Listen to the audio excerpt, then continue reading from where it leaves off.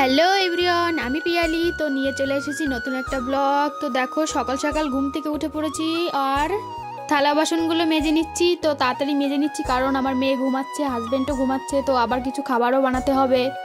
তারপরে দেখো থালা বাসনগুলো সব ধুয়ে নিলাম, এক এক করে সবগুলোই ধুয়ে নিলাম। থালা বাসন ধুচ্ছি আর ভাবছি যে ভিডিওটা কি ঠিকঠাক হচ্ছে, কারণ আমার কাছে কোনো স্টার নেই। তারপরে ঘরে চলে আসলাম, ঘরে এসে দেখি আমার মেয়ে উঠে গেছে ঘুম থেকে। মেয়েকে বলছিলাম, তুমি উঠে গেছো মা, এবার তাড়াতাড়ি উঠে পড়ো, তো বিছানাটা গুছিয়ে ফেলি, তাড়াতাড়ি উঠে পড়ো, এক পাশে শুয়ে থাকো, আমি বিছানাটা উঠিয়ে নিই, ওকে বলছিলাম আর আমি কাজ করছিলাম। তো দেখো এখনো ব্ল্যাঙ্কেট গায়ে দিতে হয়, এখানে দিনের বেলায় খুবই গরম থাকে, আবার ভোরবেলার দিকে খুবই ঠান্ডা লাগে। তারপর আমি কম্বলগুলো ভাঁজ করে নিলাম।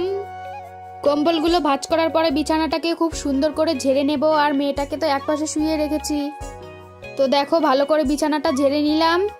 তো ভালো করে পরিষ্কার করার পর এখানে দেখো আমি ঘরটা ঝাড় দিয়ে নিচ্ছি তাড়াতাড়ি।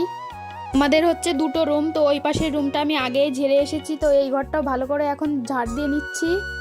এরপরেই আমি বাইরে গেছিলাম, বাইরে গিয়ে দেখো এই যে গাছ থেকে বেগুন ছিঁড়ে নিয়ে এসেছি। তো এটা ভিডিও করতে পারিনি কারণ আমার মেয়ের কাছে ফোনটা ছিল। তারপরে দেখো ভাত বসিয়ে দিয়েছি, এখানে আলু সিদ্ধ, বেগুন সিদ্ধ, ভাত হওয়ার পরে দেখো পরির পাপা তাড়াতাড়ি খেতে বসে গেছে, কারণ ও এক জায়গায় যাবে। এখানে দেখো মেয়ে খাচ্ছে, আমি খাচ্ছি, তো সেটাই দেখাচ্ছিলাম।